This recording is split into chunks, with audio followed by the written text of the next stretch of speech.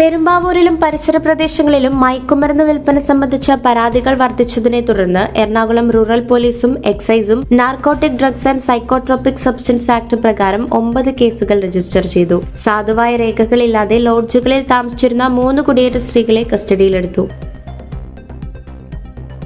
എറണാകുളം ജില്ലയിലെ വോട്ടർ പട്ടികയുടെ special intensive revision സംബന്ധിച്ച വാദം കേൾക്കൽ അവസാന ഘട്ടത്തിലേക്ക് കടക്കുമ്പോൾ 3000-ഓളം പേർ, അവരിൽ ഭൂരിഭാഗവും മരിച്ചവരാണ്, അന്തിമ വോട്ടർ പട്ടികയിൽ ഉൾപ്പെടുത്താൻ യോഗ്യരല്ലെന്ന് കണ്ടെത്തി.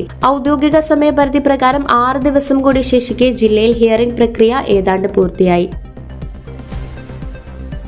Indian council of medical research സ്ഥാപിച്ചതും ധനസഹായം നൽകുന്നതുമായ ഈ ലാബ് വിവിധ ശ്വസന വൈറസുകൾ, ഹെപ്പറ്റൈറ്റിസ് വൈറസുകൾ, ഡെങ്കി വൈറസുകൾ എന്നിവയ്ക്കായുള്ള PCR പരിശോധനകൾ നടത്തുന്നു.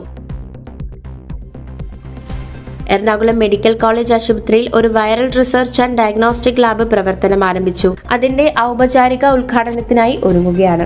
ദേവികുളം നിയോജക മണ്ഡലത്തിലെ തോട്ടം മേഖലയിലെ രാഷ്ട്രീയ ചലനാത്മകതയിൽ ഒരു പ്രധാന മാറ്റത്തിന്റെ സൂചനയായി മുൻ CPI MLA S. Rajendran BJP സ്ഥാനാർത്ഥിയായി മത്സരിക്കാൻ ഒരുങ്ങുന്നു. ഞായറാഴ്ച മൂന്നാറിൽ നടന്ന ഒരു മെഗാ റാലിയിൽ ദേവികുളത്ത് പാർട്ടിയെ പ്രതിനിധീകരിക്കാൻ ശ്രീ രാജേന്ദ്രനെ BJP സംസ്ഥാന പ്രസിഡന്റ് രാജീവ് ചന്ദ്രശേഖർ ആഗ്രഹം പ്രകടിപ്പിച്ചു. BJP കേന്ദ്ര നേതൃത്വം അന്തിമ തീരുമാനമെടുക്കുമെന്ന് അദ്ദേഹം പറഞ്ഞു.